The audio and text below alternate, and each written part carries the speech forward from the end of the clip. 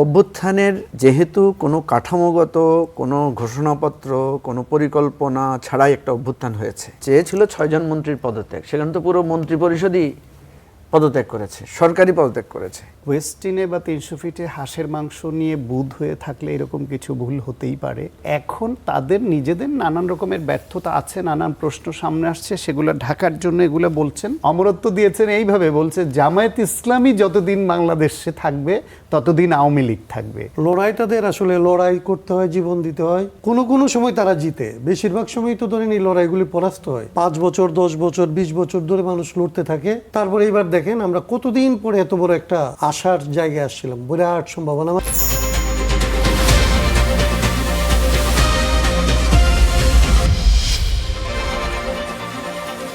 নেতা বদলায়, দল বদলায়, জন্ম নেয় নতুন দল, কিন্তু সাধারণ মানুষের ভাগ্য কি বদলায়? আশ্বাস আর প্রতিশ্রুতির ভিড়ে আমরা খুঁজব বাস্তবতার প্রতিফলন। আমাদের কাজ প্রশ্ন করা, দেশ ও মানুষের স্বার্থে প্রশ্ন করেই যাব। থাকবে মত এবং ভিন্ন মতের শ্রদ্ধা। স্টার নিউজ কড়া আলাপের সঙ্গে শান্তা শার্লিন।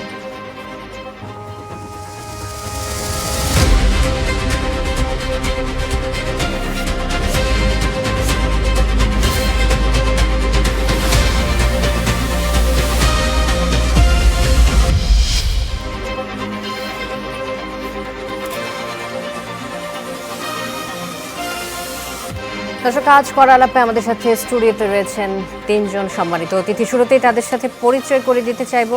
আমার ঠিক বাদিকে রয়েছেন মুজিবুর রহমান মঞ্জু, সভাপতি আমার বাংলাদেশ পার্টি এবি পার্টি, এবং রয়েছেন অ্যাডভোকেট হাসনাত কাইয়ুম, সভাপতি বাংলাদেশ রাষ্ট্র সংস্কার আন্দোলন, এবং রয়েছেন ডক্টর সাখাওয়াত হোসেন শান্ত, সাধারণ সম্পাদক G9। আপনাদের 3 জনকে স্বাগত জানাচ্ছি আজকের কড়া আলাপের শুরুতেই। আজ কড়া আলাপে যে আলোচনাটাতে শুরু করতে চাই, আজ রোববার রাজধানীর ঢাকা রিপোর্টার্স ইউনিটি DRU মিলনায়তনে একটি গণ অভ্যুত্থানের পর রাষ্ট্র সংস্কার, রাজনৈতিক ঐক্য এবং অর্জন ব্যর্থতার মূল্যায়নে এক সংলাপে আয়োজন করেছিল আমার বাংলাদেশ পার্টি। সেই আয়োজনে আসিফ মাহমুদ একটি মন্তব্য করেছে। সেই মন্তব্য দিয়ে আপনার কাছে আলোচনায় আসতে চাই যে সাবেক উপদেষ্টা ও জাতীয় নাগরিক পার্টির মুখপাত্র আসিফ মাহমুদ সজীব ভুঁইয়া তিনি আজকে বলেছেন যে রাজনৈতিক দলগুলোর ওপর আস্থা রাখা তাদের ভুল ছিল। অন্তর্বর্তী সরকারের সময় যে সংস্কার কার্যক্রম বাস্তবায়নে রাজনৈতিক দলগুলোর বেশ কিছু অসহযোগিতার কথাও তিনি বলেছেন। আবার অন্তর্বর্তী সরকারও অনেক ক্ষেত্রে প্রয়োজনীয় সাহসী পদক্ষেপগুলো নিতে পারেননি, এমন কথাও তিনি বলেছেন। এই যে রাজনৈতিক দলগুলোর ওপর অনাস্থা তিনি প্রকাশ করেছেন, আসিফ মাহমুদ বলেছেন যে তিনি আস্থা রাখতে পারেননি, রাখাটা ভুল করেছে। কিন্তু অভ্যুত্থানের সামনের সারির নেতা হয়ে তিনি যদি এই কথা বলেন, তাহলে সাধারণ যে ছাত্র জনতা সবাই নেমে এসেছিল রাস্তায়, তারা কি বলবেন? তারাও কি কোনো ভুল করেছিল? ধন্যবাদ শান্ত আপনাকে, কাইম ভাই এবং শান্ত আছেন, এবং দর্শকবৃন্দকে শুভেচ্ছা। আজকে একটা ঐতিহাসিক দিন, আগস্টের এই সময়টা আমাদের জন্য খুবই আলোচনার এবং স্মৃতিকাতরতার। আসিফ মাহমুদ যেটা বলেছেন, আমার সামনেই আমি ছিলাম সে অনুষ্ঠানে, তো আমার কাছে মনে হয়েছে যে একটা অনুভূতির জায়গা থেকে বলেছেন। আমাদের আজকের আলোচনাটা খুবই প্রাণবন্ত ছিল, সবাই আমরা এক ধরনের পর্যালোচনামূলক কথা বলছিলাম। একটা বিষয় হলো যে এই অভ্যুত্থানের পরপর দেখেন আমাদের এই অভ্যুত্থানটাকে নিয়ে কিন্তু প্রচুর আলোচনা, পর্যালোচনা, সমালোচনা হচ্ছে। অভ্যুত্থানের যেহেতু কোনো কাঠামোগত কোনো ঘোষণাপত্র কোনো পরিকল্পনা ছাড়াই একটা অভ্যুত্থান হয়েছে, ফলে আমরা নগদ যা যা অর্জন করতে চেয়েছিলাম সেই নগদ অর্জনটা কিন্তু আমরা 100 ভাগই পেয়েছি সবাই। সে অর্জনটা কি?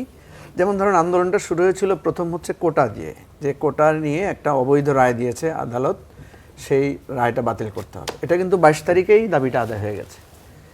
এরপরে ছাত্রদের দাবি ছিল বিশ্ববিদ্যালয় বন্ধ করে দেয়া, ছাত্রদের হত্যা, ছাত্রদের উপর নির্যাতন, মন্ত্রীদের পদত্যাগ, চেয়েছিল 6 জন মন্ত্রীর পদত্যাগ, সেখানে তো পুরো মন্ত্রিপরিষদই পদত্যাগ করেছে, সরকারি পদত্যাগ করেছে, এবং সরকার পালিয়ে গেছে।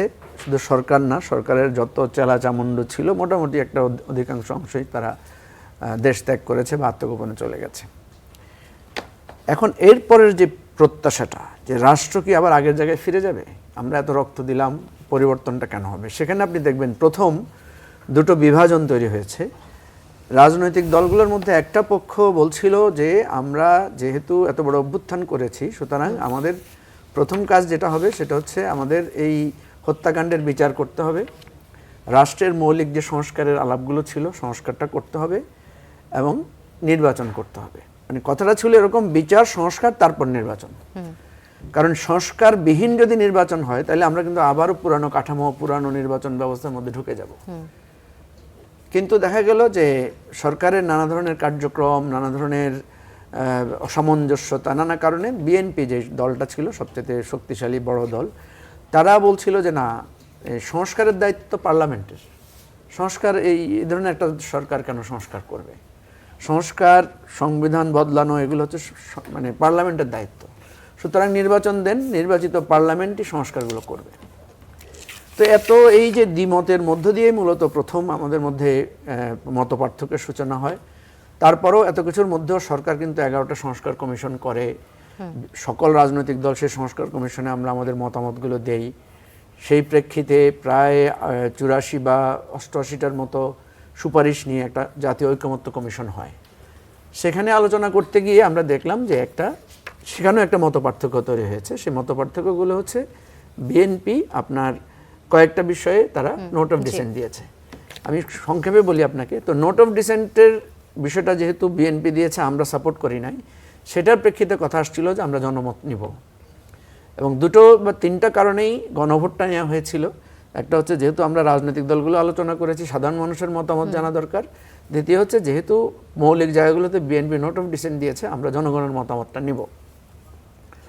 এখন যে আসিফ মাহমুদ যে কথাটা বললো, যেটা আপনি প্রশ্ন করেছেন, যে এই যে রাজনৈতিক দলগুলোকে বিশ্বাস করার কথা ছিল যে আমরা যেহেতু এই স্বাক্ষর করেছি, নেক্সট পার্লামেন্টে মানে এই পরিবর্তনগুলো হবে, সংস্কারগুলো হবে, তার বক্তব্যের মূল কথা হচ্ছে যে রাজনৈতিক দলগুলো অতীতেও আমরা দেখেছি তারা সংস্কার করে না, তারা কথা দেয়, কথা দিয়ে কথা রাখে না। ক্ষমতায় যারা যায় তারা যে আগে যে নির্যাতিত ছিল, আগে যে তার গুম কমিশন দরকার ছিল, আগে যে তার মানবাধিকার কমিশন দরকার ছিল, আগে যে তার একটা স্বাধীন আদালত দরকার ছিল, ক্ষমতায় বসার পর সেটা ভুলে যায়, অথবা সে মনে করে যে তার কর্তৃত্ব খর্ব হয়ে যাবে, সুতরাং তার একটা কর্তৃত্বশীল বিচার ব্যবস্থা লাগবে, আদালত তার নিয়ন্ত্রিত থাকতে হবে, পুলিশ তার নিয়ন্ত্রণে থাকতে হবে, পিএসসি তার নিয়ন্ত্রণে থাকতে হবে।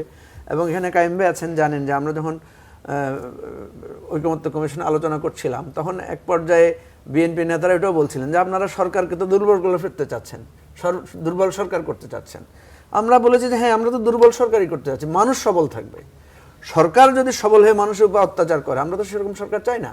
সরকার সবল হলে কি অত্যাচার করে সব সময়, নাকি আরো পাওয়ারফুল বেশি হয়? আমরা যেটা বলেছি, সরকার সবল হবে জনগণের শক্তিতে সবল হবে। আচ্ছা, সরকার পুলিশের শক্তিতে, আদালতের শক্তিতে কেন সবল হবে? আদালত তো আইনের জায়গা থেকে রাষ্ট্রকে দেখবে। আমরা বলি না আইনের শাসনের কথা বলি না। যেমন ধরেন দুদক, আমরা চেয়েছিলাম একটা শক্তিশালী দুদক, কিন্তু সরকার চাচ্ছে তার অনুগত একটা দুদক, এবং দুদকের যে সংস্কারটা হয়েছিল সেটা কিন্তু সরকার বাতিল করে দিয়েছে। তো আমি আপনার কথা দিয়ে শেষ করি, সেটা যে আসিফ মাহমুদ যেটা বলেছেন যে এই যে রাজনৈতিক দলগুলোকে যে আমরা শেষ পর্যন্ত বিশ্বাস করলাম যে পার্লামেন্টে গিয়ে ওনারা একটা সংস্কার পরিশোধ করে এই সংস্কারগুলো করবেন, সেটা প্রথম বিশ্বাসে দেখা যাচ্ছে বিশ্বাস ভঙ্গ হয়েছে। আচ্ছা, ছোট করে যদি একটু বলেন যে প্রথম বিশ্বাস করাতেই দেখলো যে বিশ্বাস ভঙ্গ হয়ে গেছে আসিফ মাহমুদের এই বক্তব্যের পরে, জীবন বাজি রেখে যারা নেমেছিল 2 বছর আগে এই সময় কি অবস্থা ছিল দেশের, আমরা এখন হয়তো মনে করতে পারি সেই ঘটনাগুলো। 24-এর ওই রক্তক্ষয়ী যে অভ্যুত্থানের পর যারা ভুল করেছে, এখন যেহেতু আসিফ মাহমুদের মনে হয়েছে যারা রাজপথে নেমেছিল তাদেরও নিশ্চয়ই মনে হচ্ছে তাহলে ভুল করেছে হয়তো বা রাজনৈতিক দলগুলোকে সংস্কারের বিষয়টি দিয়ে। আবারও যদি এমন কোনো ডাক আসে, সবাই কি নামবে? না, অভ্যুত্থানের জন্য তো কোনো ভুল হয় নাই, অভ্যুত্থান করা নিয়ে কারো কোনো আক্ষেপ নাই। সংস্কার নিয়ে বলছি, কথা হচ্ছে রাজনৈতিক দলগুলোর উপর যে আমরা আস্থা রেখেছি। যেমন ধরেন 70% মানুষ গণভোট দিয়েছে, তার মানে কি? তার মানে সরকারকে তারা একটা রায় দিয়েছে যে আমরা এটা চাই, সরকার এটা করছে না। তো এটা নেক্সট টাইমে তাদের ভোটের মাধ্যমে সেটা প্রতিফলিত হবে। তারা যে বিএনপি যেটা বলছে যে আমরা অক্ষরে অক্ষরে পালন করব, আমরা বলছি আপনারা তো শুরুতেই পালন করেন নাই। তো এখন ধরেন বিএনপি যদি এই অক্ষরে অক্ষরে কথা বলে বলে 5 বছর কাটিয়ে দেয়, বা এখন 5 মাস কাটিয়ে দেয়, তাহলে এটা জনগণ রায় দিবে। আজকে আমি কোনো একটা অনুষ্ঠানে দেখলাম যে সরকারের একজন উপদেষ্টা বক্তব্য দিতে দাঁড়িয়েছেন, সেখানে শহীদ পরিবারের লোকেরা সিরিয়াসলি ডিমান্ড করেছেন যে আমরা জুলাই সনদ বাস্তবায়নের বিষয়ে আপনারা আমাদেরকে মানে অস্পষ্টতা রাখছেন কেন, এটা আমাদেরকে পরিষ্কার করেন। তো এটাতে বোঝা যাচ্ছে যে জনমত, আপনি যদি মানুষকে জিজ্ঞেস করেন মানুষ বিশ্বাস করে কিনা, মানুষ কিন্তু সরকারকে এই সংস্কার প্রশ্নে বিশ্বাস করে না। এটা হচ্ছে আমাদের রিডিং। এখন আপনারা সংবাদকর্মীরা ভালোভাবে বুঝতে পারবেন মজিবুর যে রহমান মানুষ মঞ্জু, কতটুকু বিশ্বাস করছে। আবার আসবো আপনার কাছে। ডক্টর সাখাওয়াত হোসেন সায়ন্ত, এই প্রসঙ্গে আসতে চাই যে অক্ষরে অক্ষরে জুলাই সনদ বাস্তবায়ন করা হবে, এই কথা বলে কি 5 বছর পার করে দিবে কিনা সরকার, এটা কি আপনার মনে হচ্ছে কিনা? এবং সেই সাথে আসিফ মাহমুদ সজীব ভুঁইয়ার যে মন্তব্য, রাজনৈতিক দলগুলোর উপর আস্থা রাখা ছাড়া সংস্কার কার্যক্রমে আর কোনো বিকল্প কিছু ছিল কিনা? আপনাকে ধন্যবাদ। আমার দুই সহ আলোচক মঞ্জু ভাই এবং হাসনাত কায়ুম ভাই সহ যারা শুনছে সবার জন্য শুভেচ্ছা রইল। সজীব ভুঁইয়ার বিশ্বাস করা ভুল ছিল কিনা সেই কনক্লুশন টানার সময় বোধহয় এখনো আসে নাই, একটু আগাম বলে ফেলেছে। বরং তার ভুল আরও কিছু ছিল। ওয়েস্টিনে বা 300 ফিটে হাঁসের মাংস নিয়ে বুধ হয়ে থাকলে এরকম কিছু ভুল হতেই পারে। নিজের এলাকায় শুধুমাত্র ওইখানেই সব বরাদ্দ কনসেন্ট্রেট করতে হবে, স্থানীয় সরকারে কোথায় প্রশাসক বসাবে, কি করবে, দ্বন্দ্বে জড়াবে, সেই সব নিয়ে থাকা। একজন উপদেষ্টার ডিপ স্টেটের কার্যকারিতা নিয়ে তার বক্তব্য দিয়েছিলেন এবং কিচেন ক্যাবিনেট হয়েছিল, তারাই মূল সিদ্ধান্ত নিত, সেই বক্তব্য সামনে এনেছিলেন। 3 জন প্রভাবশালী ছাত্র নেতা যারা বৈষম্য বিরোধী ছাত্র আন্দোলন থেকে শুরু করে গণঅভ্যুত্থান নেতৃত্ব দিয়েছে, তারা সরকারের উপদেষ্টা ছিল। তারপরও ওই সময় আমরা এটা নিয়ে একটা শব্দ শুনিনি, তাদের প্রতিবাদ শুনিনি। তারা 3 জন একযোগে প্রতিবাদ করলে ডক্টর মোহাম্মদ ইউনূস, আসিফ নজরুল স্যার সহ অনেকেই তাদের সঙ্গে একমত হয়ে চলার সরকার ছিল এটা। সেখানে তাদের ইচ্ছার বিরুদ্ধে ডিপ স্টেটের প্রভাব বা কিচেন ক্যাবিনেটে তাদের ছাড়া সিদ্ধান্ত নেওয়া কিংবা এই সংস্কার প্রশ্নে অন্য দ্বিমত করা, এগুলো হওয়া সম্ভব ছিল না। সুতরাং এখন তাদের নিজেদের নানান রকমের ব্যর্থতা আছে, নানান প্রশ্ন সামনে আসছে, সেগুলো ঢাকার জন্য এগুলো বলছেন। তবে বিশ্বাস তো কাউকে না কাউকে করতে হবে। একটা দেশে শেষ পর্যন্ত দেশের খারাপের জন্য যেরকম গালমন্দ আমরা রাজনীতিবিদদের করি, রাজনৈতিক দলকে করি, দেশের ভালো যেটুকু হয় ফাইনালি রাজনৈতিক দল বা রাজনীতিবিদরাই করেন এবং তাদেরই করতে হয়। সেই বিশ্বাসটাও রাখতে হয়, তা না হলে একটা দেশের রাজনীতি টিকে না। আর রাজনীতি না টিকলে সেই দেশের গণতন্ত্র টিকে না। তো গণতন্ত্র, রাজনীতি এটা চালাতে হলে রাজনীতিবিদদের উপরই আস্থা রাখতে হবে, তাদের ভুল ত্রুটি ধরিয়ে দিতে হবে, এটা হচ্ছে বাস্তবতা। বরং এই মঞ্জুভাইদের ওই অনুষ্ঠানে আর একটা গুরুত্বপূর্ণ ইন্টারেস্টিং বক্তব্য দিয়েছেন ফরহাদ মনসার, কবি, চিন্তক, লেখক। তিনি বলেছেন যতদিন তিনি একরকম আওয়ামী লীগকে অমরত্ব দিয়েছেন, অমরত্ব দিয়েছেন এইভাবে, বলছে জামায়াত ইসলামী যতদিন বাংলাদেশে থাকবে ততদিন আওয়ামী লীগ থাকবে। তা আমার মনে হয় জামায়াত ইসলামও তাদের এই নাম পরিবর্তন করবে, এটা আমার বিশ্বাস হয় না। এবং তা জামায়াত ইসলাম বিলীন হয়ে যাবে, দুর্বল হতে পারে, কখনো একটু সবল হতে পারে, বিলীন হয়ে যাবে এটাও মনে হয় না। ফলে প্রকারান্তরে ফরহাদ মনসার ভাই আওয়ামী লীগকে একটা অমরত্ব দিয়েছেন। এখন এটা বক্তব্য, তিনি যেরকম এই বক্তব্য দিলেন, এই বক্তব্যটা মঞ্জু ভাই একমত হন কিনা, জামাতের নেতারা একমত হয় কিনা যে আওয়ামী লীগকে টিকিয়ে রাখার জন্য জামায়াত ইসলামই ভূমিকা রাখছে, যতদিন জামায়াত ইসলাম থাকবে ততদিন আওয়ামী লীগ থাকবে। তাহলে জামায়াত ইসলাম তাদের নামটা পাল্টাইলেই তো আওয়ামী লীগ নাই হয়ে যায়। এটুকু উপকার দেশের জন্য করছে না কেন? এখন এগুলি বক্তব্য এক একজন চিন্তক বলেন, রাজনীতিবিদ বলেন, যারা যার জায়গা থেকে বক্তব্য দেন, বিশ্লেষক।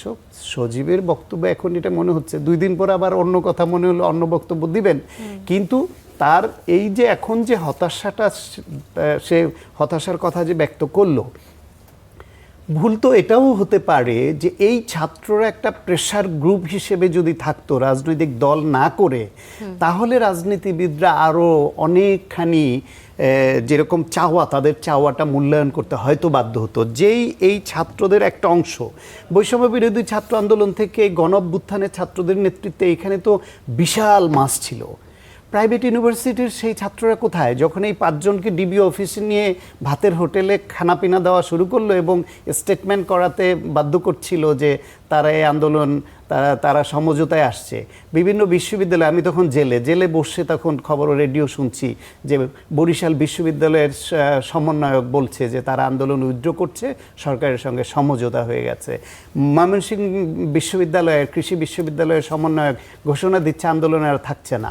তখন যে নেতৃত্বটা, এই যে হান্নান মাসুদ কিংবা এই যে আব্দুল কাদের বা প্রাইভেট বিশ্ববিদ্যালয়ের ছাত্ররা যে গিয়ে এলো, তারা কোথায় এখন? ফলে ছোট্ট একটা ফ্র্যাকশন, এই যারা সুবিধাভোগী, যারা উপদেষ্টা হয়েছে বা যারা মন্ত্রী এমপি হতে চেয়েছিল এরকমরা একটা রাজনৈতিক প্ল্যাটফর্ম করে তারা একটা পলিটিক্যাল স্টেক হোল্ডার হয়ে গেল, ফলে প্রতিদ্বন্দ্বী হয়ে গেল। জামায়াতের সঙ্গে বিএনপির সঙ্গে দর কষাকষিতে যেতে হলো। তাদেরকে জানতো এই এনসিপির নেতারা, এই সজীব ভুইয়ারা, এই নাহিদ ইসলামরা, তারা জানতো যে তাদের শক্তিতে তাদের একজন এমপি হওয়া মোটেই সম্ভব নয় একজনও, সুতরাং তাদের কোনো না কোনো দরজা দিয়ে কোনো না কোনো ঘরে ঢুকতে হবে। তাই তারা বিএনপির ঘরে ঢোকার জন্য একবার ঢু মারে, বনিবনা হয় না, আবার জামাতের ঘরে ঢোকার জন্য একবার ঢু মারে, শেষ পর্যন্ত জামাতের ঘরে ঢোকার তাদের চেষ্টাটা সফল হয়েছে। তাদের এমপি হওয়ার জন্য যে ম্যান পাওয়ার এবং টাকা দরকার ছিল, এই দুইটার যোগান জামাত ইসলাম দিতে পেরেছে, তারা কয়েকজন এমপি হয়েছে। তা করে বাংলাদেশে যে সুষ্ঠু রাজনৈতিক ধারার প্রবর্তন করবার জন্য যে একটা শক্তি হিসেবে, একটা অন্যতম প্রধান স্টেক হোল্ডার হিসেবে যে ভূমিকা রাখতে পারত এনসিপি, সেই জায়গাটাতে তোরা জামাতের সঙ্গে বিলীন হয়ে গিয়ে নষ্ট করে ফেললো। তারা বিএনপি বা জামাত কোনো দিকে না যেয়ে যদি সক্রিয় রাজনীতিটা করত, আজকে বাংলাদেশের অন্যরকম পরিস্থিতি হতে পারত। অথবা বাংলাদেশের মতো দেশে এরকম সমস্যা সংকুল জনবহুল দেশ, অর্থনৈতিকভাবে বিপর্যস্ত, এখানে রাষ্ট্র চালিয়ে কেউ পপুলার হতে পারে না। সরকারের প্রতি বিক্ষুব্ধ একটা জনগোষ্ঠী সব সময় তৈরি হবে। তারা একটা নির্বাচন আসলে তাদের বিরুদ্ধে ভোট দিতে গেলে বাক্স খোঁজে। সেই বাক্স তো জামায়াতকে যারা পছন্দ করে না, জামাতের সঙ্গে থাকার জন্য এনসিপি নিজেদেরকে ওইভাবে ক্ষতিগ্রস্ত করলো। ফলে অন্যরকম একটা পরিস্থিতি হতে পারত। সেইটা ভুল হয়েছে, এটা স্বীকার করে, সেই দিকে যাবে না, আত্মসমালোচনা করবে না। দেশের যে তরুণদের রাজনীতি যেরকম চেয়েছিলাম, তাদের যে ভাষা, তাদের যে অশ্লীলতা, তাদের যে অসভ্যতা, তারা যে ট্রেডিশনাল পলিটিক্সে বিলীন হয়ে গেল এবং আরও খারাপ করলো, পরিবর্তিত রাজনীতির নামে পরিবর্তিত রাজনীতি আনলো, ইতিবাচক পরিবর্তিত না, তাদের আচরণে, ভাষায়, কথায়, কাজে নেতিবাচক পরিবর্তিত রাজনীতির দিকে নিয়ে যাচ্ছে। সেই ভুলগুলো একটু আত্মসমালোচনা করুক, তারপরে কিভাবে শুধরে নিবে সেই পথটা। আবারও আসবো আপনার কাছে ডক্টর সাখাওয়াত হোসেন শান্ত। অ্যাডভোকেট হাসনাত কাইয়ুম, আপনার কাছে আসতে চাই। ৭১-এর মহান স্বাধীনতা যুদ্ধের পর থেকে ৭৫ পর্যন্ত সময় তৎকালীন ক্ষমতাসীন নেতৃত্বের ভুল এখনো পর্যন্ত আমরা দেখি, সমালোচনা হয়, এখনো আসে সেই কথা। এই যে ২৪-এর ৫ আগস্টের পর থেকে যে ছাত্র নেতৃত্বের কথা যদি বলি, এতক্ষণ আমরা শুনছিলাম কথাগুলো, বেশ কিছু ভুল হয়তো তাদের ছিল, সেইগুলো আলোচনার মাধ্যমে উঠে এসেছে, বক্তাদের মাধ্যমে উঠে এসেছে। এই ভুলগুলোর জন্য কি তারা সবসময় দায়ী থাকবে কিনা? পরবর্তীতে মানে ইতিহাস কি তাদের আসলে রেহাই দেবে এই ছাত্র জনতার যদি কোনো ভুল থেকে থাকে? এটা বলা এখনই ধরেন একদম নির্ধারিত করে বলা কঠিন। তবে এরকম ভুলগুলি সহজে ইতিহাস আসলে ভুলতে পারে না, কারণ এটা শুধুমাত্র ভুল হিসাবে দেখে না। ইতিহাসে এখন আমরা যারা নিকটবর্তী, আমরা যারা ওদেরকে আসলে আদর করতাম, কাছে ছিলাম, আমরা এদের ধরেন অনেক দুর্বলতা সবলতা সত্ত্বেও এদের যে সমস্ত ত্যাগ তিতিকাকে যেভাবে আমরা একদম সাথে থেকে দেখছি, সেই জন্য এদের প্রতি আমাদের যতটা দরদ এখন কাজ করতেছে, আমার কাছে মনে হয় সময় যত যাইতে থাকবে এবং আরও যখন এই আবেগটা আরও কমবে, তখন আসলে তাদের ভুলগুলি আরও অনেক বেশি সামনে আসবে। এবং এই ভুলের জন্য যেমন আজকে ৫০ বছর পরে ৭২ থেকে ৭৫-এর যে আসলে আওয়ামী লীগের ভূমিকা কিংবা বাকশালের ভূমিকা, এগুলিকে যেরকম একদম নির্মোহভাবে এখন দেখা যায়, এবং আমরা যে ধরেন আমাদের ইতিহাসের যে আসলে খারাপ দিক, যে আমরা একবার ধরেন অনেক বড় বড় লড়াই করি, অনেক বড় বড় বিজয় অর্জন করি, কিন্তু তারপরে যেটার ফলাফল আমাদের জনগণের কাছে নিয়ে যেতে পারি না, কিংবা ইতিবাচক পরিবর্তন যে করতে পারি না, ফলাফল যে বারবার ব্যাহত হয়ে যায়, এটা ৭২-এর পরে আবার ২৪-এ এসে যে এই রকমের একই ধরনের ভুল, সেটার জন্য আমার কাছে মনে হয় যে এদের উপরে দায়টা আরও বাড়বে, অনেক বড় করে দেখবে বলে আমার মনে হয়। তবে এটা নাও হইতে পারে, আমি এটা আমার আন্দাজ থেকে বলতেছি। কারণ এইটা হচ্ছে আমাদের দেখেন যে প্রচুর আমাদের যেটা বলেন, আমাদের এখানকার মানুষের দুর্ভাগ্য হচ্ছে যেটা তো লড়াইয়ের মধ্যেই থাকতে হয়, লড়াইটাদের আসলে লড়াই করতে হয়, জীবন দিতে হয়। কোনো সময় তারা জিতে, বেশিরভাগ সময় তো ধরেন এই লড়াইগুলি পরাস্ত হয়। ৫ বছর ১০ বছর ২০ বছর ধরে মানুষ লড়তে থাকে। তারপরে এইবার দেখেন আমরা কতদিন পরে এত বড় একটা আশার জায়গায় আসছিলাম, বিরাট সম্ভাবনা। মানে ৭২-এর পরে ২৪ ছিল সবচেয়ে বেশি সম্ভাবনাময়, কারণ ২৪-এ আমরা সবচেয়ে বেশি ত্যাগ করছি, এরাই করছে, এই জেনারেশন। আমি এদের কারো ব্যক্তি হিসেবে বলতেছি না, কিন্তু দেখেন যে সে কারণে হয়তো আমাদের প্রত্যাশাটাও বেশি ছিল। নিশ্চয়ই প্রত্যাশা তো থাকবে, এবং প্রত্যাশার সাথে কিছু অভিজ্ঞতাও ছিল। আমি শুধু এইটা বলি, দুইটা জিনিস ছিল আমাদের। একটা হচ্ছে যে যেমন ধরেন এইবার একদম নির্দিষ্ট করে বলা ছিল, যেটা আসলে মঞ্জু বললেন বা আমরা এটা বলতেছিলাম, যে এই অভ্যুত্থান কিন্তু একটা প্রেক্ষাপটের উপরে দাঁড়ানো ছিল, একটা পাটাতনের উপরে। এবং সেই পাটাতনের উপরে দাঁড়ায় যেদিন আসলে 3 তারিখে যখন আসলে এরা ঘোষণা করে যে শেখ হাসিনার পতন এবং স্বৈরতন্ত্রের আর ফেরত না আসার, মানে এটা নির্মূল করা, এইবারই প্রথম 2 দফাকে 1 দফা করা হয়েছিল। কেবলমাত্র সরকারের পরিবর্তন না, সরকার পরিবর্তন এবং শাসন ব্যবস্থারও পরিবর্তন, এই দুইটা জিনিসকে একসাথে করে এই দাবিটা আসলে 3 তারিখে তোলা হয়েছিল।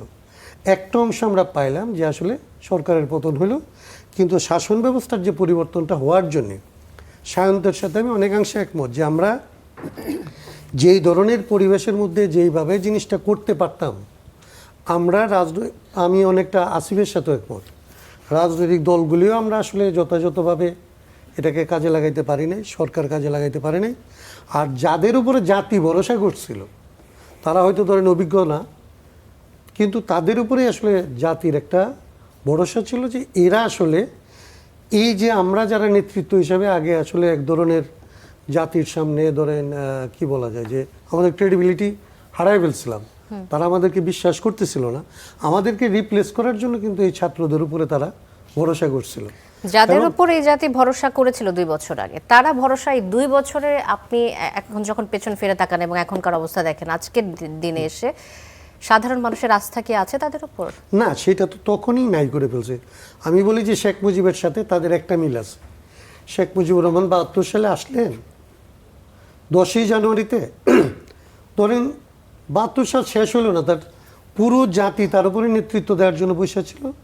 উনি ওনার দলের মানে ছাত্রদের নেতৃত্ব রাখতে পারলেন না, ছাত্র সংগঠনের এক অংশকে রাখলেন, এক অংশকে পরিত্যাগ করলেন। আর এদের উপরে জাতির নেতৃত্ব দিতে চাইলো, এরাই যে বলতেছিল প্রাইভেট বিশ্ববিদ্যালয়কে রাখতে পারে না, সাথে এরা আসলে ইয়েদেরকে রাখতে পারে, মাদ্রাসাকে রাখতে পারে নাই, এরা ঢাকা বিশ্ববিদ্যালয়ের একটা গ্রুপের মধ্যে আসলে নিজেদের সীমাবদ্ধ করলো। মানে ওদের উপরে মানুষের আকাঙ্ক্ষা কত বড় এটা রিড করতে পারে নাই। এইটা না পারার অনেক কারণ আছে, থাকতে পারে, কিন্তু তারপরেও যারা আসলে তাদেরকে সত্যিকারের পরামর্শ দিতে পারতো, যারা আসলে তাদের পরীক্ষিত বন্ধু ছিল, তারা কিন্তু তখন তাদেরকেও আসলে বিবেচনায় নেয় নাই। তারা নিজেদেরকে বয়সের কারণেই এমন একটা জায়গায় গেছিল, এবং যেটা এখন ডিপ স্টেটের কথা হচ্ছে, তারা তো তখন ডিপ স্টেটের কোলে ছিল। ডিপ স্টেট এবং তারা মিলেই তো রাষ্ট্র চালাইছে তখন। তারা কাদেরকে আসলে দায়ী করে? ভুল তো ছিল যে তারা রাজনীতি জানে না, আমাদের জনগণেরও কোনো উপায় থাকে না। আমরা রাজনীতি যারা করি, তারাই আসলে দেশটাকে চালিয়েছে বা শাসন ব্যবস্থার পরিচালনা করেছে, অনেকটা এরকমই তাদের প্রভাবই সবচেয়ে বেশি ছিল, স্বাভাবিকভাবে। এটা কোনো অন্যায় না তাদের, কারণ তাদেরই তখন তো আসলে কনসেন্টের উপরে দেশ চলতেছিল। দেশে পুলিশ ছিল না, আর্মি ধরেন দ্বিধা বিভক্ত, মানুষ কাদেরকে সমর্থন করতেছে, তারাই তো আসলে সবচেয়ে শক্তিশালী, তো তাদের উপরে তো সমর্থনটা সবচেয়ে বেশি ছিল। অ্যাডভোকেট হাসনাত কাইম, আবার আসবো আপনার কাছে। মুজিবুর রহমান মঞ্জু, শেখ মুজিবের সাথে বেশ কিছু মিল খুঁজে পেয়েছেন এই বৈষম্য বিরোধী ছাত্র আন্দোলনের যারা ছিলেন তাদের সাথে, আমরা যে কথাগুলো শুনছিলাম হাসনাত কাইমের কাছ থেকে, আপনিও কি কোনো মিল খুঁজে পান কিনা? আসলে এতদিন পরে এসে যখন আমরা পেছন ফিরে তাকাই, আমরা দেখি যে বৈষম্যের জন্য আন্দোলন করা এই ছাত্র জনতা প্রাইভেট ইউনিভার্সিটির ছাত্রীদেরকে আনতে পারেনি, বেশিরভাগ নারী নেতৃত্ব হারিয়ে গেছে, তাদের পজিশন দিতে পারেনি, শুধুমাত্র পাবলিক বিশ্ববিদ্যালয় কেন্দ্রিক, এবং আরও যদি আমরা প্রিসাইজলি বলি ঢাকা বিশ্ববিদ্যালয়ের যে নেতৃত্ব তারাই সামনে এসেছে। বৈষম্যের জন্য আন্দোলন করা, বৈষম্যের বিরুদ্ধে আন্দোলন করা ছাত্ররা নিজেরাই বৈষম্য করে ফেললো কি? একটা জিনিস খেয়াল করেন যে এই যে আমাদের রাজনৈতিক দলগুলো বলে, বেসিক্যালি আমি দেখি যে বিএনপি এবং জামাতের মধ্যে একটা কাড়াকাড়ি আছে, যে এই আন্দোলন আমরাই করেছি বা আমরাই এটা গলিয়ে এনেছি। দেখবেন বিএনপি সবসময় বলে যে 15 বছর ধরে আমরা এই আন্দোলনটাকে তৈরি করেছি। জামাতও বলে যে তারা গুপ্ত অবস্থায় বা তারা পেছন থেকে সব রাজনৈতিক দলই নিজেদের ঘরে নেওয়ার চেষ্টা করেছে। জি, এখন প্রশ্ন যদি আমি করি যে আপনারা এত গাইড করেছেন, এত একটা সফল আন্দোলনে ছাত্রদেরকে এত বুদ্ধি পরামর্শ দিয়েছেন, তো ওই মানে ওয়েস্টিন হোটেলে না যাওয়ার পরামর্শটা দেন নাই কেন? বা এখন তাদেরকে নিয়ে যেভাবে উপহাস করছেন সেইটার দায় নিচ্ছেন না কেন? তাদের সাফল্যের দায়টা নিচ্ছেন। তারা যখন বিপ্লব করে ফেলেছে, তারা যখন ওবায়দুল কাদেরকে কাউয়া কাদের বলে গালি দিয়েছে, তারা যখন শেখ হাসিনাকে খুব নোংরা ভাষায় বা আওয়ামী লীগের বিরুদ্ধে খুবই উত্তেজনাপূর্ণ কথা বলেছেন, তখন তো আপনারা বলেন না এই ছেলেগুলো এরকম বেয়াদব কেন বা এই ছেলেগুলো এরকম কেন, তখন তো এই প্রশ্ন তোলেন নাই। তখন যেহেতু আপনাদের একটা মানে আপনাদের একটা চাওয়া ছিল যে শেখ হাসিনার পতনের জন্য এই তরুণরা যেহেতু নেমেছে, সুতরাং আমরা সবাই মিলে তরুণদেরকে সাহায্য করেছি।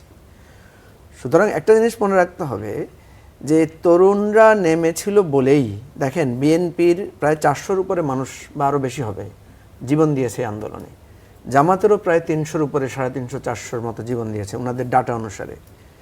তা আপনাদের কোনো আন্দোলনে তো এত মানুষ জীবন দেয় নাই। আপনাদের আমি খালেদা আসলে জিয়া এরকম অনেক মানুষের গল্প শুনেছি, তারা কোনো রাজনৈতিক দলের না, সাধারণ মানুষ। এখন নেমেছে। আমি শুধু যেটা কি বলছি যে আসলে রাজনৈতিক দলের কারাকারি এটা, নাকি সাধারণ মানুষের ইনভলভমেন্ট ছিল বলে এটা হচ্ছে একটা রূপ পেয়েছে? ফেনোমেনন। যেমন আপনি যদি আপনাকেই প্রশ্ন করি বা শান্ত ভাইকে প্রশ্ন করি, ওনাকে করবো না কারণ উনি জানেন, শান্ত ভাইকে যদি আপনি জিজ্ঞেস করেন যে আসিফ নাহিদদেরকে উনি কবে থেকে চেনেন, আমরা কিন্তু ওদেরকে 2018 সাল বা তার আগ থেকে চিনি। কিন্তু শান্ত ভাইকে দেখবেন, হয়তো শান্ত ভাই চিনতে পারেন যেহেতু উনি একটু সোশ্যাল অ্যাক্টিভিস্ট, কিন্তু দেখবেন বিএনপি জামাত, আপনি যদি প্রধানমন্ত্রীকে জিজ্ঞেস করেন যে আপনি নাহিদের নাম শুনেছেন কবে, আসিফকে কদিন থেকে চিনেন, দেখবেন ওনারা কিন্তু ওই 2024 সালের ওই সময় ছাড়া চেনেনও না।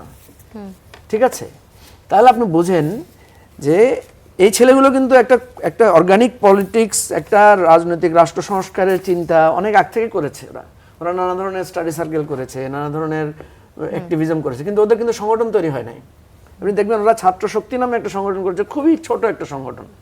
তো এখন আপনি যেটা ভাবছেন ওদের কাছ থেকে যে ওরা প্রাইভেট ইউনিভার্সিটিকেও একসাথ করে ফেলবে, তারা মাদ্রাসার ছাত্রদেরকে, এই রকমের ক্যালিভার, এই রকমের প্রোফাইল তো তাদের না। ঠিক আছে, আপনি দেখবেন যে আমরা যখন আমি যদি ওই সময়টার কথা মনে করি, পরবর্তীতে প্রাইভেট ইউনিভার্সিটির ছাত্রছাত্রীরা আন্দোলন করেছিল এবং তারা এসেছিল যে কেন তাদেরকে সংযুক্ত করা হচ্ছে না, এই দাবি নিয়ে তারা এসেছিল। আসলে ক্যালিবারের প্রশ্ন নাকি ইচ্ছা ছিল না? মধুর থেকে মাইর খেয়ে ফেরত গেছে। না, আমি বলি সেখানে আমি আপনাকে ওই জন্যই বলছি যে এদের যে ক্যাপাসিটি, এদের যে সাংগঠনিক, আমি তো বললাম যে ওদের যদি এতই ক্যারিশমা থাকতো তাহলে তো ক্যাপাসিটির আসলে প্রয়োজন হয় আমাকে যদি একটু পরিষ্কার করে বলেন মুজিবুর রহমান মঞ্জু। কারণ আমি যখন দেখবো কেউ বিপ্লব আন্দোলনের জন্য আসছে, মধুর ক্যান্টিন যেটি বলছিলেন, তো যখন চলেই আসছে আমাদের সামনে যারা আন্দোলন করেছিল, তাদেরকে সংযুক্ত করতে কি ক্যাপাসিটির প্রয়োজন হয়? আমি বলছি যে যেই যে বলছে সবাইকে একীভূত করে একটা রাজনৈতিকভাবে সবাইকে ঐক্যবদ্ধ রাখার, এই জায়গাটায় ওদের সীমাবদ্ধতা ছিল, ওদের দুর্বলতা ছিল। আমি এই জন্যই বলতে চাচ্ছি যে তারা তো ওই প্রোফাইলের লোক না। আমি আপনাকে যদি বলি যে ধরেন সারা বাংলাদেশে যে ছাত্রদেরকে সমন্বিত করেছে, এটা তো এমন না যে তাদের একটা লিডারশিপের ক্যারিশমা ছিল, এটাই ইস্যু ছিল। যেন আবু সাইদের রক্তের মানে শাহাদাতের ঘটনার পরে তা স্ফুলিঙ্গের মতো ছড়িয়ে পড়েছে, এখানে কি কোনো নাহিদ আসিফের কোনো ক্যারিশমা আছে বলেন? নাই তো। সো এখানে যেমন আমি বলি মাদ্রাসার ছাত্ররা এখানে কখন যোগ দিয়েছে, 24 তারিখে মাদ্রাসার ছাত্ররা প্রথম এটার সাথে ইনভলভ হয়েছে। কারণ তারা ইনভলভ হতে চাচ্ছিল না, কারণ তারা বলেছিল যে আমরা যখন শাপলা চত্বরে মার খেয়েছি তখন তো ইউনিভার্সিটি ছেলেরা আমাদের জন্য একটু কান্নাও করে না, একটা মিছিলও করে নাই, আমরা কেন যাব? আমরা তখন তাদেরকে কনভিন্স করেছি যে এইরকম একটা পর্যায়ে ওরা তোমাদের জন্য আসে নাই, কিন্তু তোমরা যদি আসো তাহলে বলতে পারবা যে তোমরা আমাদের বিপদে আসো নাই, তোমাদের বিপদে আমরা আসছি। দেখেন নানা ঘটনা, নানা পরিস্থিতি, নানা রক্তপাত, নানা গল্পগুলো কিন্তু সবাইকে এক জায়গায় এনেছে। এখন তখন কিন্তু আপনি ওদেরকে ক্রেডিট দিচ্ছেন যে ওরা এত বড় একটা বিপ্লব সংগঠিত করেছে, ওরা বিএনপির সাথে যোগাযোগ রেখেছে, জামাতের সাথে করেছে, অন্যান্য আমাদের সকল রাজনৈতিক দলের সাথে একটা কোঅর্ডিনেশন ছিল। এখন বিপ্লব পরবর্তী সময়ে এই যে সবাইকে অ্যাকোমোডেট করতে না পারার, আমি ওদেরকে যত না দায় দিব তার চাইতে বেশি দায় দিব অন্তর্বর্তীকালীন সরকারকে। সরকারে যারা ছিলেন তারা যথেষ্ট অভিজ্ঞ ছিলেন, তাদের মানে ওই যে বললাম যে অভিজ্ঞতা, তাদের ব্যক্তিত্ব অনেক, তাদেরও দুজন সরকারের সাথে সংযুক্ত ছিলেন এবং 3 জন সরকারের সাথে সংযুক্ত ছিলেন, এবং তাদের সম্পূর্ণ সেই সময় যে ডিপ স্টেটের আলোচনাটা এই কারণে উঠে এসেছে যে অনেক ধরনের আলোচনায় তাদের ইনভলভমেন্ট ছিল। এই কথাগুলো কিন্তু বারবার আসছে। আমি বলি এই কথাগুলো ছাত্ররা বলেছে যে আমাদের অভিজ্ঞতা মানে দুর্বলতা ছিল, আমাদের অভিজ্ঞতা কম ছিল, আমরা অনেক ভুল করেছি, এগুলো কিন্তু তারা বলেছে নানা সময়ে। আজকে আসিফও সেটা বলেছে। দেখেন ওদের কিন্তু প্রচুর সমালোচনা আমরা করেছি তখন, ঠিক আছে। এখন আমি যেটা বলতে চাই সেটা হচ্ছে যেই আলোচনাটা আপনি শুরু করেছেন প্রথমে, যে ঠিক আছে কার কি সমালোচনা, কার কি দুর্বলতা, পারে নাই, ফেল করেছে, এখন আমরা কি চাই? আমরা তো এখন তো একটা নির্বাচিত সংসদ আছে, এখন তো রাজনৈতিক দলগুলো আমরা একটা গোছানো জায়গায় এসেছি। জি। এখন আমার জুলাই সনদ বাস্তবায়ন করতে এবং আমার বিচার বিভাগের স্বাধীনতা নিশ্চিত করতে, আমার পার্লামেন্টকে কার্যকর করতে, আমার দুর্নীতি দমন কমিশনকে সচল করতে, আমার মানবাধিকার কমিশন সুন্দরভাবে কিছুক্ষণ আগে আমরা আমার এটা অসুবিধাটা কোথায়? এখানে কেন আপনার পেছনে থাকবে? এই এখন উত্তরটা নেব। ওই যে ওদের যে দুর্বলতা ছিল, এটার জন্য তো আমার এখনকার কার্যক্রম ব্যাহত এই হওয়ার কোনো উত্তরটা নেব সুযোগ নেই। মজিবুর রহমান মঞ্জুর। ডক্টর সাখাওয়াত হোসেন সায়ন্ত, একটা খবর দিয়ে শুরু করে যে এনসিপির আহ্বায়ক নাহিদ ইসলাম বলেছেন যে জুলাইয়ের ঐক্য ভাঙার জন্য বিএনপি দায়ী। তিনি এই কথা বলেছেন যে অভ্যুত্থানের পক্ষের সবচেয়ে বড় দল বিএনপি এখন সরকারে আছে, কিন্তু জুলাইয়ের ঐক্য ধরে রাখার দায় আসলে বিএনপির দিকে বেশি নয় কিনা, এই প্রশ্ন তিনি তুলেছেন। আর আমি আরেকটা বিষয়ে আনতে চাই যে এই যে সংস্কারের প্রসঙ্গে যখন বারবার কথা আসে, বিএনপি আসলে কতদিনে সংস্কারের কাজে সবার সন্তুষ্টি অর্জন করতে পারবে বলে আপনার মনে হয়? আমার মনে হয় সবার সন্তুষ্টি কোনোদিনই অর্জন করতে পারবে না, এবং এটার প্রয়োজনও নাই। সবার সন্তুষ্টি অর্জন করা যায় না। দেশবাসীর সন্তুষ্টি কবে অর্জন করতে পারবে বা কত শতাংশ পারবে, দ্যাট ইজ ভেরি ইম্পর্ট্যান্ট।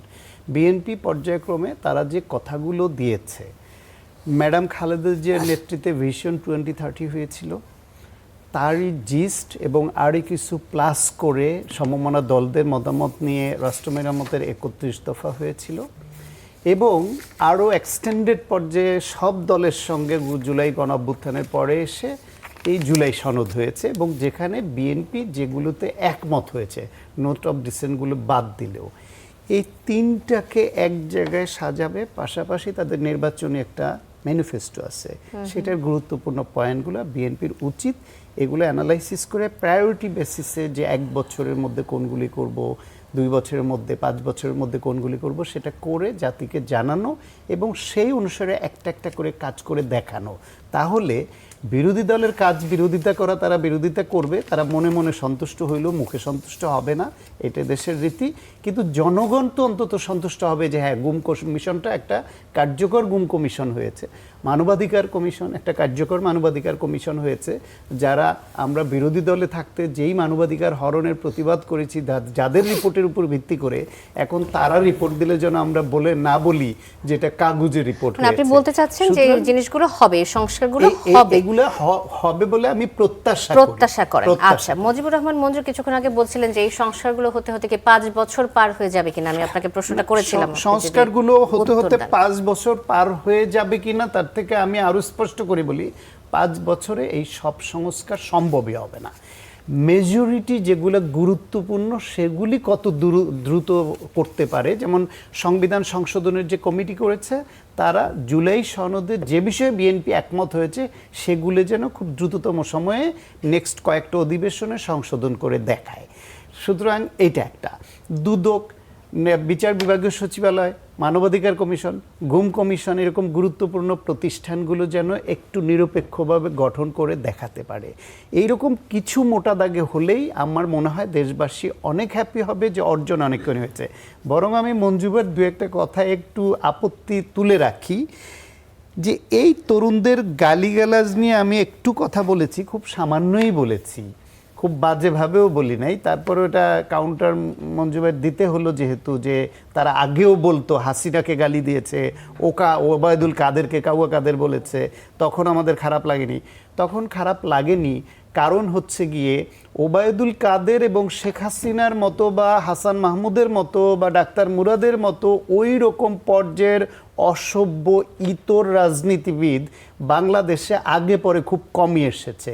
এখন তাদের বেলায় একটা ফ্যাসিবাদ সরকার, গুম খুন করা সরকার, একটি গণহত্যাকারী সরকার, একটা আয়নাঘর বানানোর সরকার, টাকা লুটপাট করে বিদেশে পাচারকারী সরকার, এই কথাগুলো তো আমি আর মঞ্জু ভাই বহুদিন একমত হয়ে বলেছি।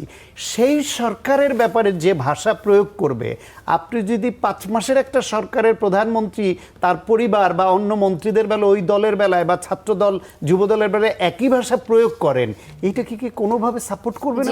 তুলনায় নেই। আরেকটা জিনিস ছোট্ট করে বলি, আমি যোগ করতে চাই একটু। জামাতে ইসলামের আমির শফিকুর রহমান, এনসিপি নেতারা বর্তমান সরকারকে ফ্যাসিস্ট সরকারের ফটোকপি বলছেন।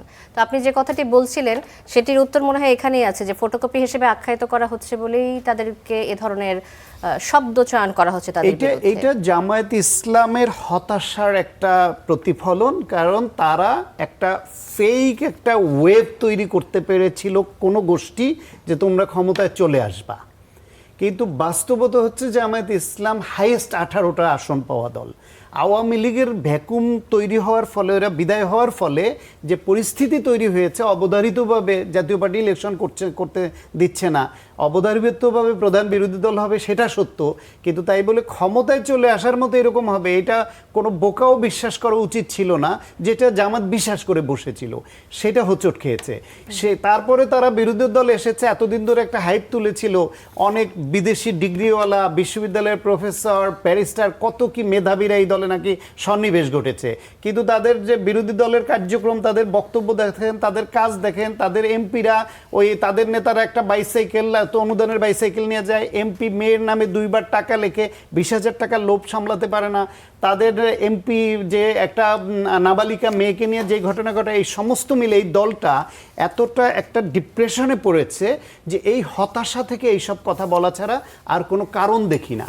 এইসব সরকারকে নিয়ে এইসব কথা এখনই না বলে, সরকার খারাপ করলে জনগণ জবাব দিবে, আপনারা রাজনীতি করেন আর নিজেদেরকে আগে গোছান। যেসব বদনাম ইতিমধ্যে জামাতের উপর চলে এসেছে, তাদের নৈতিক স্খলন বলেন, তাদের যে রাজনৈতিক কার্যক্রম পরিচালনার দক্ষতা বলেন, ইভেন নির্বাচনী ম্যানিফেস্টোতে 6টা ইন্ডিয়ান ছবি ছেপে দিয়েছিল এইসব জামাতের সবচেয়ে ইন্টেলেকচুয়াল বাহিনী বসে ম্যানিফেস্টো করে।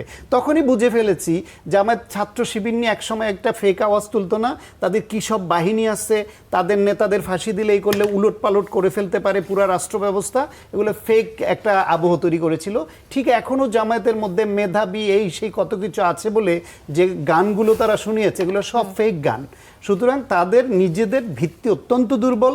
তারা বিরোধী দল হিসেবে সংসদেও সরকারকে চেস করতে পারছে না, রাস্তায়ও পারছে না, গঠনমূলক রাজনীতি দিয়ে মানুষের যে বেশ কিছু সংস্কার প্রসঙ্গে, ফলে সেই হতাশার কথা, বেশ কিছু সংস্কার প্রসঙ্গে বিরোধী দল যখন বারবার কথা তুলছে এবং সরকার, নির্বাচিত সরকার এটা আর একটু ডিলে করার মাধ্যমে কি আসলে ফ্যাসিস্ট সরকারের কথা বারবার যে তারা বলছে বা আখ্যায়িত করার চেষ্টা করছে, এর একটা বড় কারণ হয়তো বা নির্বাচিত সরকার পদক্ষেপ গ্রহণ করছে না, এই কারণে এই প্রসঙ্গে কিছু বলতে চাই। এইটা আমি নিজেও এই ব্যাপারে সরকারের সমালোচক, যে তারা যে কাজগুলো সহজে অল্প সময়ে করা যায় সেগুলো করে ফেলা দরকার।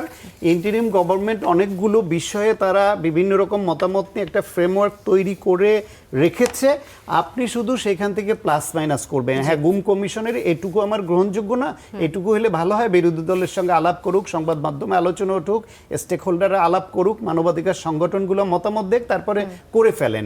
এটা খুব দীর্ঘমেয়াদী হওয়ার আমিও কোনো কারণ দেখি না মানবাধিকার, গুম কমিশন বা বিচার বিভাগ নিয়ে। ফলে সরকার সুযোগ তৈরি করে দিচ্ছে ডিলে করে তাদের বিরুদ্ধে সমালোচনা করায়, তাতে নিজেরা নিজেদের দলের এবং সরকারের ক্ষতি করছে। আলটিমেটলি আমি বিশ্বাস রাখি এই কমিশনগুলো তারা করবে, এবং তারা চাইলেও যে দীর্ঘদিনের যে আকাঙ্ক্ষা তৈরি করেছে তারা জনগণের নামে, নিজেরা নিপীড়িত হয়ে নিজেদের গুম খুনের শিকার হয়ে তার বিচার চেয়ে, এবং বিরোধী দল তখন সরকারের সমালোচনা করে যে আকাঙ্ক্ষাগুলো তৈরি করেছে মানুষের মনে, যে প্রতিশ্রুতি দিয়েছে, অঙ্গীকার করেছে, সরকারের যদি অসৎ বুদ্ধি ভেতরে ভেতরে কারো থেকেও থাকে, তারা এখান থেকে খুব বেশি সরতে পারবে না, কিন্তু ডিলে করে ক্ষতি করবে। আবারও আসবো আপনার কাছে ডাক্তার সাখাওয়াত হোসেন সায়ন্ত। অ্যাডভোকেট হাসনাত কায়েম আপনার কাছে আসতে চাই, এই যে দেরি হচ্ছে সংস্কার কাজে, এটি আসলে সরকারের জন্য কতটা খারাপ দিন নিয়ে আসতে পারে বলে আপনার মনে হচ্ছে? প্রথমত তো খুব খারাপ একটা যে কাজ করছে, এটাকে আসলে খুব দ্রুত যদি তারা না সামলায়, তাহলে এটা বিএনপির ইতিহাসে খুব বড় রকমের এক ধরনের একটা ব্লান্ডার হিসেবে, আমি যেরকম বলতেছিলাম যে 72 থেকে 75-এর একটা ঘটনা যেমন আছে, বিএনপি একটা গণতান্ত্রিক দল হিসেবে এই যে সংস্কার পরিষদের শপথ না নেওয়া প্রথম দিনে, এইটা তার যে গণতান্ত্রিক রাজনীতি, সেই রাজনীতির একদম উল্টা পথে হাঁটা। এইটা হচ্ছে ধরেন আপনি গণ অভ্যুত্থানের পরে এসে জাতীয় এই ঐকমত্য কমিশন করে সায়ন্ত যেভাবে বলতেছিলেন যে আপনার সর্বশেষ এসে দাঁড়ালেন হচ্ছে যে আপনি গণভোটের পক্ষে দাঁড়ালেন, গণভোটের হ্যাঁ ভোট দিতে বললেন, এবং গণভোট আপনাকে আসলে জনগণ, আপনার দল এবং আপনার দলের বাইরের লোকজন আপনাকে ম্যান্ডেট দিল যে আপনি 2টা ক্ষমতা ভোগ করবেন। একটা হচ্ছে আপনি সংসদ সদস্য হবেন, আরেকটা হচ্ছে আপনি সংস্কার পরিষদের সদস্য হবেন, আপনি সংস্কার করবেন।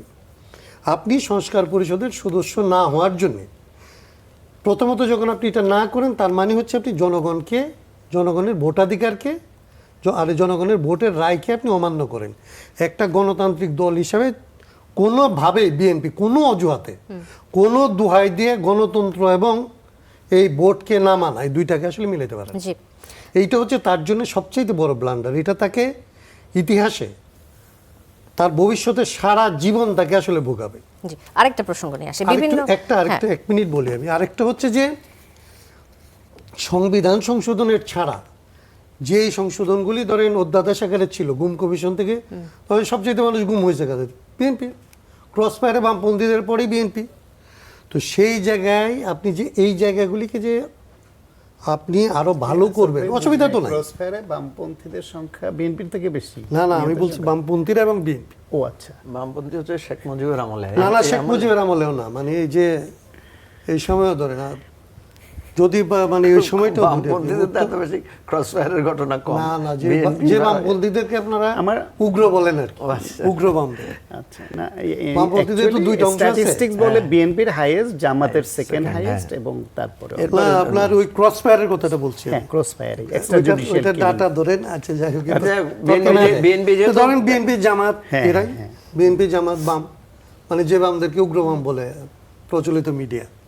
তো তাদের ধরেন এই যে জায়গাগুলি, মানে এইটা তো সংবিধান সংশোধনের সাথে সম্পর্কিত না।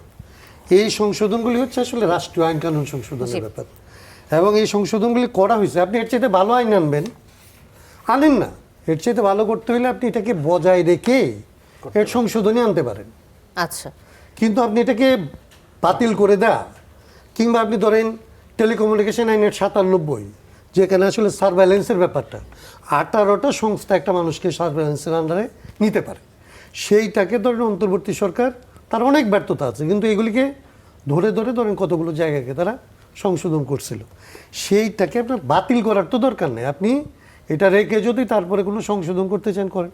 তার মানে আপনি যেটা ইন্ডিকেট করলেন, আপনি গণপরিষদ করলেন না, সাক্ষ্য মানে সদস্য হইলেন না, শপথ নিলেন না, এবং যেগুলিতে আসলে রাষ্ট্রের যে স্বৈরতন্ত্রের যেগুলো একদম মানে কি বলে নোকদার, আপনি বলতে চাচ্ছেন আসলে যদি সংস্কার তারা করতে চায় তো সঠিক উপায় তাহলে এই জিনিসগুলো রেখে আইনগুলোকে তারা সংশোধন করতে পারত, নিশ্চয়ই বেটার একটা জায়গায় যেতে পারত, বাতিল করতো না সরকার। এই যে এইগুলির ইন্ডিকেট করে যে অন্যদেরকে, শান্ত এটার সাথে একমত যে অন্যদেরকে এরা যদি মনে রাখেও যে এটা করতে চায়, কিন্তু ইতিমধ্যে তারা যে মেসেজটা দিচ্ছে, এই মেসেজটা হচ্ছে আসলে তাদের নেগেটিভ, একদম একটা নেগেটিভ মেসেজ। জি, এটা তাদের দেওয়ার কি কারণ থাকতে পারে আমি এখনো জানি না, আমি এটা বুঝতে পারি না। ধরেন নির্বাচন, তারা একটা কথা বলছিল সংসদে যে আমরা নির্বাচনটা হবে না, এটা মনে করে সব কিছুতে একমত হয়েছে, ফাইন, নির্বাচন তো হয়েছে, আপনি 2/3 মেজরিটি নিয়ে আসছেন, আপনি সংস্কার পরিষদে তো আপনি মেজরিটি, সংস্কার পরিষদে এমন কিভাবে আইন পাস হবে, সংবিধান কিভাবে সংশোধন হবে, সেটা রুলস করার ক্ষমতা আপনাদের। প্রসিডিউর তো ধরেন সংসদ চালানোর একটা প্রসিডিউর আছে, তো সংস্কার পরিষদ কিভাবে পরিচালিত হবে, সিদ্ধান্ত কিভাবে হবে, সেটা রুলস অফ প্রসিডিউর তাদের করার কথা।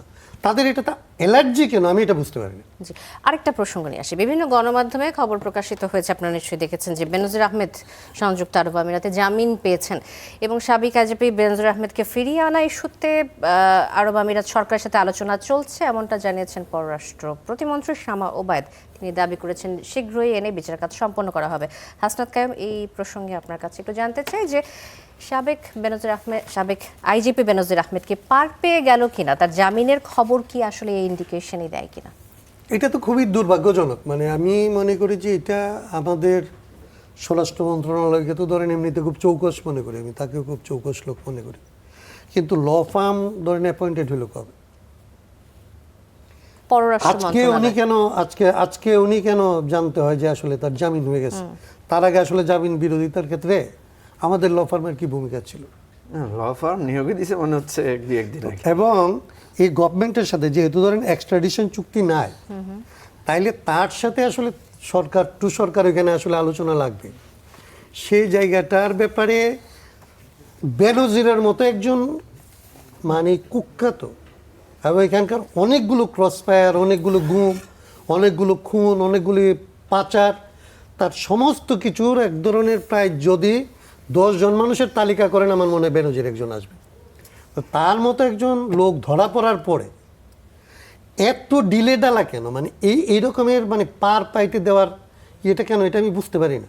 মানে এইটা গভর্নমেন্টকে, জি এই গভর্নমেন্টকে তো অনেক বড় আসলে লেভারেজ দিতে পারতো, তাদের জন্য ভালো হইতো, দেশের জন্য ভালো হইতো, যারা ষড়যন্ত্র বাইরে বসে করতেছে তাদের জন্য একটা ভালো সাইন হইতে পারতো।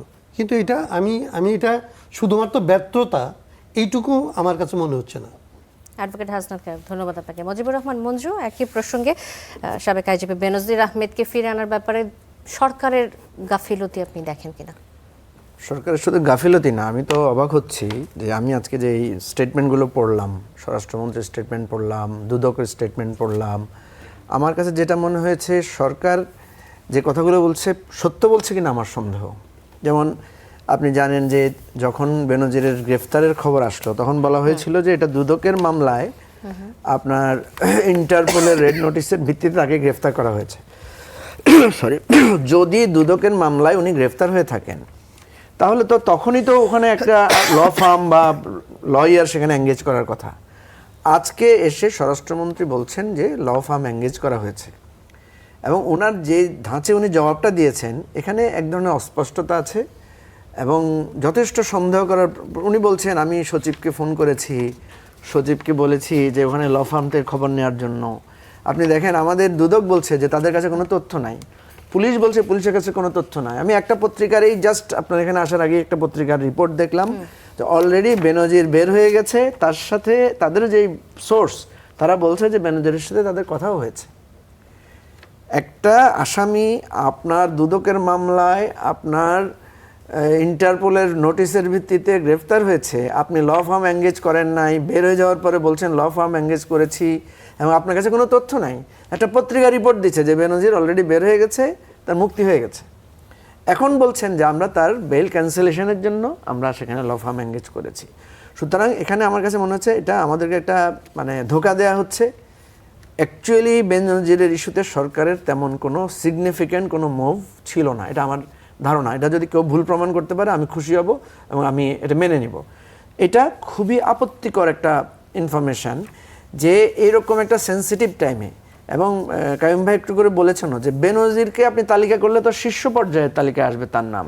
এবং আরও একটা জিনিস হচ্ছে যে সে ইন্টারন্যাশনালি কিন্তু সে স্যাংশন খাওয়া লোক, এবং যেহেতু আমেরিকার সাথে আমাদের মানে আরব আমিরাতের সাথে আমাদের চুক্তি নাই, কিন্তু আরব আমিরাত তো আমেরিকান বলয়ের লোক, সুতরাং সেই জায়গা থেকেও তো এই আসামিকে আপনি করতে পারতেন। তো এই জায়গাটা আমি মনে করি সরকারের অ্যাকচুয়ালি আমাদের এই গুম খুনের ব্যাপারে, আমাদের যে বিচারের ব্যাপারে সরকারকে যে এই যে বলছি না যে মানে যারা যারা ভিকটিম ফ্যামিলি তারা কিন্তু খুবই অসন্তুষ্ট। আমরা যখন যাই তাদের সামনে কথা বলতে আমরাও কিন্তু মানে লজ্জিত হই, কারণ তারা অনেকে বলছে যে আমাদের বিচারের কি খবর। দেখেন আপনি এখন পর্যন্ত কোনো ধরনের দৃশ্যমান যে আপনার বিচার হচ্ছে কাদের, যারা পলাতক, কিন্তু যারা বিভিন্ন জায়গায় আছে তাদের কিন্তু কোনো ধরনের বিচার ব্যবস্থা নাই। আমি ডাক্তার সায়ন্তর একটা কথা একটু বলি, এই জায়গাটা আমাদের একটু বুঝতে হবে। দেখেন এই মনস্তত্ত্বটা আমরা যতক্ষণ পর্যন্ত না বুঝবো ততক্ষণ আমাদের এই ভুল বোঝাবুঝি যাবে না। আওয়ামী লীগকে আমরা যেভাবে গালি দিয়েছি, আমি কখনো বা আমার বিশ্বাস কাইয়ুম ভাই কখনো বিএনপিকে সেভাবে গালি দিবে না, কারণ বিএনপি আমাদের দীর্ঘ আন্দোলনের বন্ধু, আমরা জানি তাদের। আমি কখনোই খুনি হাসিনা বলার পরে আরেকবার তারেক রহমান সম্পর্কে একটা কথা বলতে আমি 10 বার ভাববো, আমার মুখ দিয়ে আসবে না। কিন্তু ভাই এই ছাত্রদের মুখে আপনি পারবেন না। ছাত্ররা বিশ্বাস করেন, ওরা আওয়ামী লীগকে যেভাবে প্রতিদ্বন্দ্বী মনে করে বা আওয়ামী লীগকে যেভাবে খারাপ মনে করে, ওরা আমাদেরকেও খারাপ মনে করে। আমাদের এই ট্রেডিশনাল পলিটিক্সকেই তারা মানে এই জেনজি তারা আমাদেরকে মনে করে যে আমরা এই রাষ্ট্রের নানা ধরনের এই ভুল রাজনীতির জন্য আমরা দায়ী। এত কিছু মনে করে আপনাদের সাথে যুক্ত থাকতে পারে, কিন্তু পলিটিক্যাল ল্যাঙ্গুয়েজ আমি বলতে পারছি, আমি আপনাকে বলতে চাচ্ছি যে এই জেনারেশন, যেমন আমরা আমাদের ছেলে মেয়েদের ভাষা বুঝি না, ওরা ওদের সাইন ল্যাঙ্গুয়েজে কথা বলে। আমি আন্দোলনের সময় আমি যখন পুলিশি হয়রানির মধ্যে ছিলাম তখন আমি আমার ফোন ব্যবহার না করে আমার মেয়ের ফোন ব্যবহার করেছি। তখন আমি দেখেছি যে আমি মানে নানা মেসেজ আসছিল, আমি দেখছি আমি অর্ধেক মেসেজই বুঝি না, ওদের নানা ধরনের সাংকেতিক শব্দ ব্যবহার করে। আমি জাস্ট এটা বলে শেষ করি। মঞ্জু, রাজনৈতিক যারা নেতৃবৃন্দ, সেটা ছাত্র জনতা থেকে উঠে আসা রাজনৈতিক নেতা হোক আর পুরনো ট্র্যাডিশনাল রাজনীতিবিদ হোক, একজনের সাথে আরেকজনের আচরণ, কথাবার্তা এবং শব্দচয়ন কেমন হওয়া উচিত? একদম শেষের দিকে রয়েছে, আপনি আমি আপনাকে বলি শব্দচয়ন ভাষা খুবই আপত্তিকর। এতে একেবারে আমার কোনো যুক্তি দিচ্ছি না। আমি বলছি এই জেনারেশনকে আপনি কিভাবে ট্যাকেল করবেন, এই জেনারেশনকে ট্যাকেল করতে হবে, এটা আমাদের ন্যাশনাল ক্রাইসিস হিসেবে দেখতে হবে। আপনি ওদেরকে মেরে কেটে চেঞ্জ করতে পারবেন না। শেখ হাসিনা যে ভুলটা করেছে এই ভুলটা আমরা করাটা ঠিক হবে না। ওদের ল্যাঙ্গুয়েজের যে আপত্তিকর জায়গাটা আছে সেটাকে একটা ক্রাইসিস হিসেবে দেখতে হবে, যে এটা জেনারেশন গ্যাপ আকারে দেখতে হবে। ক্রাইসিসের কি সমাধান থাকতে পারে? এই কাউন্সিলিং লাগবে, এটার জন্য যুক্তিতর্ক লাগবে, এটার জন্য বলতে হবে যে মানে আপনাকে মনে রাখতে হবে একটা সময়ে যেহেতু তারা এই জায়গায় গিয়েছে, এরপরে যখন আমাদের সাথে তারা কাজ করবে আমাদের সাথে সেই বন্ডিংটা তৈরি করতে হবে। যেমন এই যে শান্ত ভাই যেটা বললেন যে তুমি হাসিনাকে এটা বলছো, এটা বিএনপিকে বলবা না, এই ধরনের কি ওদের সাথে কোনো চুক্তি হয়েছে? ওদের সাথে কোনো আন্ডারস্ট্যান্ডিং হয়েছে? হওয়া তো দরকার ছিল। আমি তো মনে করি যে আমাদের এই অভ্যুত্থানের পরে আমাদের একবার সবাইকে নিয়ে বসা উচিত ছিল। আপনি যাদের সাথে এত সহযোগিতা করলেন, যাদের জন্য এত রক্ত দিতে পারলেন, যাদের ডাকে ঢাকায় লং মার্চ করতে পারলেন, তাদেরকে নিয়ে কেন আমরা বসে এই একটা বন্দোবস্ত, এই যে সেটেলমেন্ট আমরা করলাম না? যে ঠিক আছে আওয়ামী লীগের বিরুদ্ধে আমরা অনেক কথা বলেছি, আওয়ামী লীগের বিরুদ্ধে আমরা সংগ্রাম করেছি, এখন আমরা নিজেরা আমাদের মধ্যে একটা কোড অফ কন্ডাক্ট থাকতে হবে। আমাদের মধ্যে বিরোধ থাকবে, কিন্তু সেই বিরোধটা কখনো আওয়ামী লীগ ভার্সেস আমাদের বিরোধের মতো। মজিবুর রহমান মঞ্জু, ধন্যবাদ আপনাকে। শাখাওয়াত হোসেন শান্ত, আপনার কাছে আসতে চাই যে বেনজির আহমেদের জামিন হয়ে যে আপনি যদি কাছ থেকে শুনতে চাই যে এই গভর্নমেন্ট যদি দুদকের মামলায় আসলেই তার জামিনের ঠেকাতে পারতো বা ইন্টারপোলের মাধ্যমে তাকে নিয়ে আসা সম্ভব থাকতো, তাহলে কি এতদিনে আনতো না? মানে কেন এই পদক্ষেপ নিতে দেরি হলো? আমার মনে হয় সরকারের মুখ রক্ষার জন্য অনেক কিছু বলতে হয়, তাই বলে আমরা নিয়ে আসব, চেষ্টা করছি, ফার্ম নিয়োগ করেছি এবং আমরা এনে দেখিয়ে দিব, অনেক কথাই বলে। কিন্তু বিদেশ থেকে এই ধরনের আসামি আনা খুব সহজ না।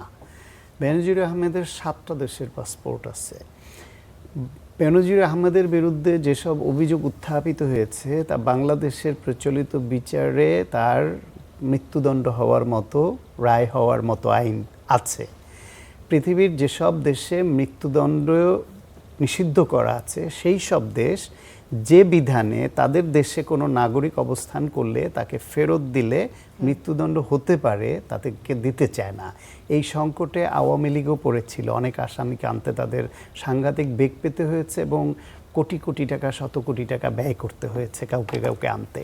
সুতরাং বিএনপি এখন সেই পথে গিয়ে চেষ্টা করলে সফল হতেও পারে, কিন্তু এটা অত্যন্ত দুরূহ কঠিন কাজ।